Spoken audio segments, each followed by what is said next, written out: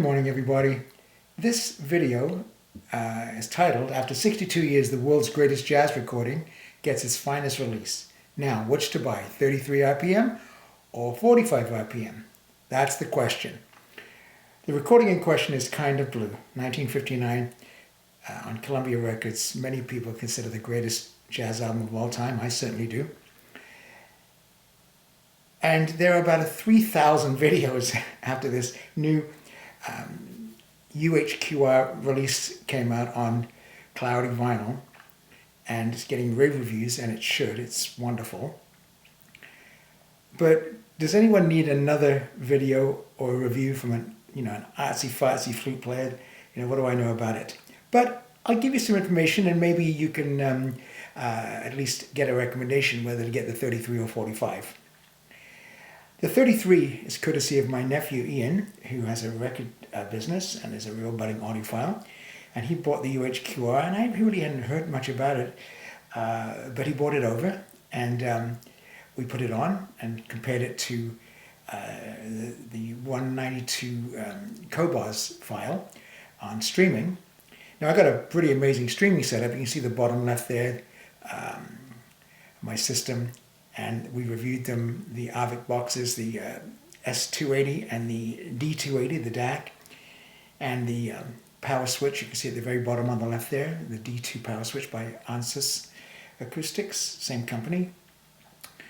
And it's exceptional. With the Ethernet cables, it's exceptional.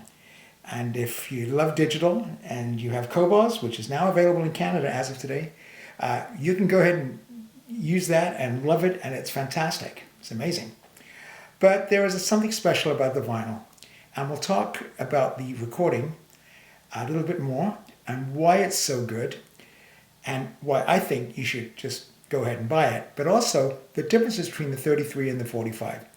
Many people consider, and many audiophiles consider the 45 to be the top rung of the ladder for audiophile listening. And we'll see if that's true. The recording is unique in many ways, primarily the modal style of harmony and improvisation, rather than Davis's traditional bebop style. On the day, Davis gave the player lead sheets with scale and a few ideas on what to do. Incredibly, the combined talents came up with a jazz record that has sold 5 million albums, a staggering number for a jazz release. Jazz lovers, audiophiles, and even civilians love this album, all for different reasons. I won't go into the weeds, but there has been more written about this seminal album than any other jazz record. And again, you don't need to hear it from an artsy-fartsy flute player. Suffice to say, it's always on the top or near the top of my playlist. I've owned several versions over the years, including the stereo LP version, a mono original LP, settling down during my CD years with a Goldmaster Big Box, which was actually very good, ending up streaming several versions. And the one I told you I love is the Cobas 192 High Res. Very, very good. A little about this specific UHQR release through Analogue recordings. Everybody knows them. They produce the most amazing products.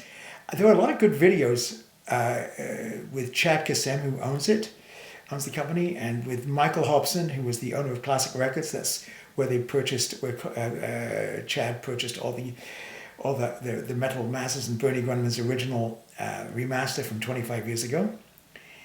So you should look at them. I'll link them in the description below. But anyway, this was pressed at Quality Records on a manual fine-built press with the original masters by Bernie Grundmann. I know the 45 RPM is still available on Analogue Sound as of April 17, 2023. So if you want it, grab it. It took me a little while to think about it, but then I heard the 33 and I just grabbed it. The packaging is superb. It includes the process, tech specs, photos, essays. They only do 1,000 pressings, then they go to a new stamper. One of the things that I find fascinating about this release is that the quality of the pressing and the quality of the vinyl makes a big difference. We all knew that, of course, but I didn't know how much until I listened to the 192 file, and then of course this Clarity vinyl, that pure clear vinyl that is pressed on. No carbon black, which creates noise in the vinyl, so I'm told. And it's really quite remarkable. Before we continue, let's have a look and see exactly what you get for this expensive UHQR by Analogue Productions Kinda Blue. There's obviously the outer box, which is that beautiful large box that fits a lot of good stuff in. The front has, this is my nephew's copy, so he likes to have the plastic on it, but it's got this important information. The most important, of course, is original master tapes. It talks about the vinyl, deluxe packaging, limited edition, only 25,000 for this. And of course they got all the rights to it. There's the Analogue Productions, Quality Records. Get a beautiful gatefold copy of the cover with that clear foil, beautiful coating. Great photographs. Miles, Bill, all the guys. Bill with his ubiquitous cigarette. And on the back, all the notes and the credits, and also another picture of the great man himself. Son of a dentist, Juilliard grad, kind of played a different kind of character, but he was middle class as hell and highly educated at Juilliard, and just an incredible player. He said more with one note than most players say with 1,000. Here's the bottom slip part that goes in. You see it's got that really solid binding. Let me show you what the cloudy vinyl looks like. It's really, I think it's intriguing. I thought it was a gimmick, but it's not a gimmick at all. Here's the cloudy vinyl, and you can see how beautifully clear it is, and the profile of the record, which is absolutely flat. I'm not sure how that focuses, but there we go.